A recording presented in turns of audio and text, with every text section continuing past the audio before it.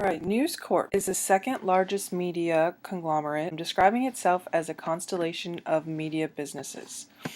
These include the production and distribution of motion pictures and television programming, television, satellite, and cable broadcasting, the publication of newspapers, magazines, and books, the production and distribution of promotional advertising products and services, and the development of digital broadcasting. So the story of News Corp is equally as important as the story of its CEO and founder, Rupert Murdoch, which many of you heard of as the major billionaire. The company was inherited to him by his father, and Murdoch has made it his life's purpose to run this company with a lot of passion and interest. So the purpose of News Corp, according to them, is it is a network of leading companies in the world of diversified media, news, education, and information services. So a couple of their core statements that they have are to create and deliver unique and meaningful experiences for our customers, removing boundaries for how and where people access and enjoy high quality content, enlightening and engaging our customers, creating and delivering content that anticipates the needs of the customers, and building on our heritage and of innovation and challenging the status quo. All of these come from their different businesses. It's not just related to specifically one, but from their different businesses that they have. So the old News Corp was comprised of all of the companies that you see here, including Fox, Fox News.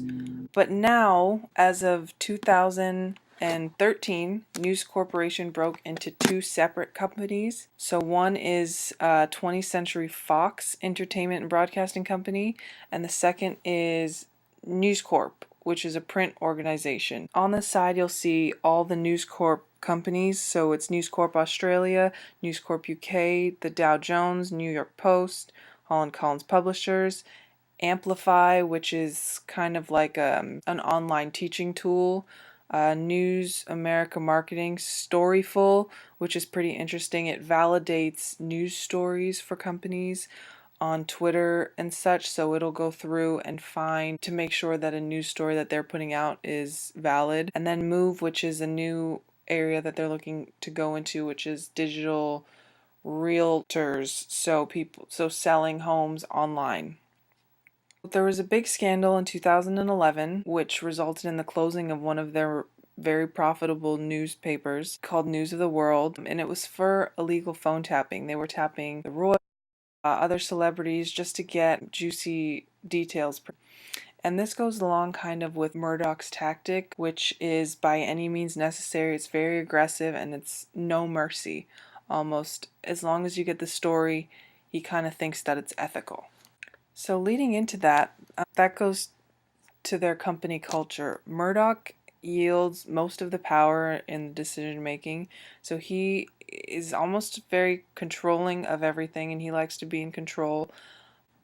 Murdoch uses news outlets as lobbying arms, so he gets the support of political parties and certain political figures, and he kind of backs what they want to do and they back what he wants to do. So mainly, historically, it has been Republican backings. He also has an anti-democratic voting structure with a board that's comprised to pretty much keep Murdoch's rule. Although he doesn't have the largest stake, he has pretty much the most say. He also does questionable acts and has a lot of corrupt morals, such as the phone tapping, and that has been done and documented on various occasions. And as I mentioned, the political culture, he puts a lot of politics into his business.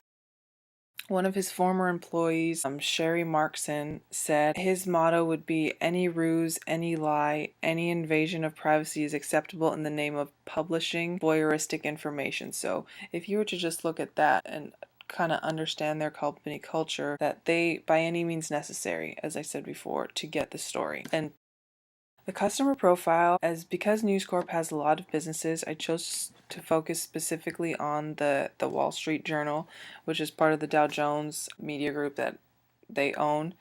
And so for the customer profile, the age which has the most users is 30 to 49 with 40%, and then 24% is just under that. So pretty much their target audience is pretty young.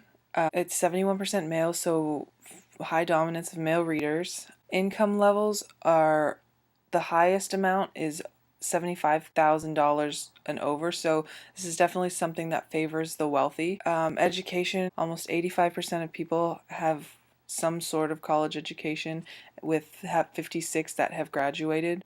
For partisanship, 45% independent, and then 20% Republican, 31% Democratic, which was surprising, seeing how he's more of a Republican-backed CEO. Political ideology kind of switches, going from moderate and conservative being the highest and not liberal.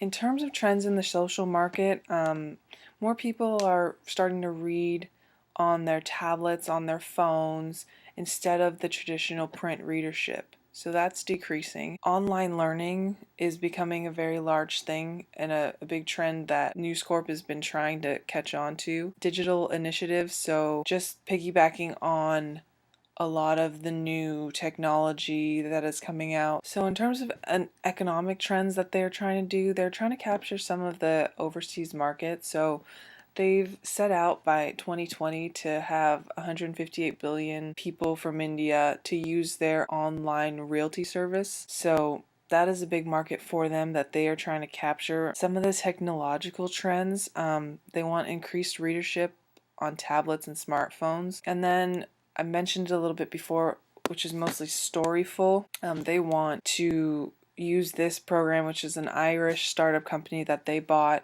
to go through different media sources and just ensure their validity and ensure that what they are posting is valid information, and this program is able to do that for them. Demographics, there's a lot of varied target markets because the businesses are so different. So as for their strategic plan, besides News Corp purchases different types of media.